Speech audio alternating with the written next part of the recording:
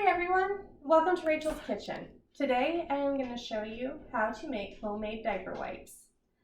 So this is something that I did when my kids were little, mostly because one of my girls was very sensitive to store-bought wipes and had a little bit of an allergy. So this was something I started doing. It is super easy, doesn't take very long, and hopefully you have everything at home that you need for it. I thought it'd be a good time to share this with you because I know the stores are out of stock of most of our necessities right now, and not having things like diaper wipes can send us into a panic sometimes. So to start, all that you need are, well, scissors, paper towels, baby soap, whatever you use for your baby, whatever works well for them. And today I'm using vitamin E oil, but you can also use just standard baby oil. And then you'll also need like a food storage container of some kind. This is just a regular one you buy at the store. It doesn't have to be anything special. Or you can use a container like this. I think it's harder to get the wipes into these. I have seen tutorials where they do it. Or if you have an extra white box laying around, you can always use your white box. It works just as well. So to start, you're going to take 2 cups of water and pour it into the pan. Make a little splash because that's always fun. And then you're going to let that come to a boil. When your water starts coming to a boil, you are going to add 2 tablespoons of soap, which for this one it's about 5 squirts. And then I just give the spoon a quick little rinse in the pot to get all the extra soap off of it.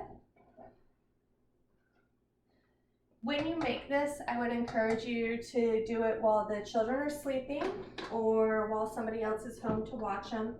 Because when the soap does come to a boil, there will be a lot of bubbles and it will overflow and make a mess on your stove if you're not careful.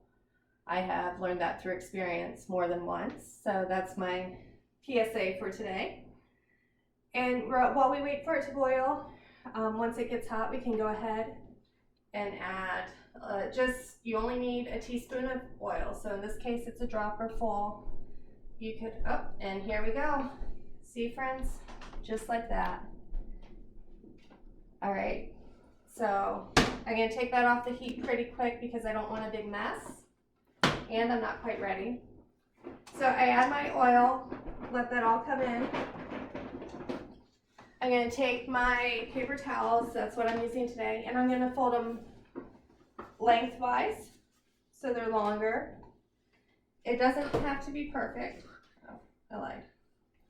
I failed to cut that one. Use smaller cubes, so cut them into about 4s and go from there.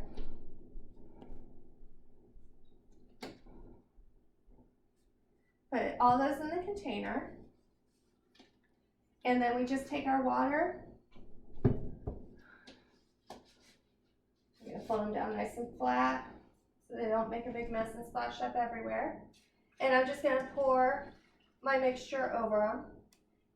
And I'm going to give that time to cool before I use it on the baby. So that's what it looks like while we're waiting for it to cool. Do not use these on baby.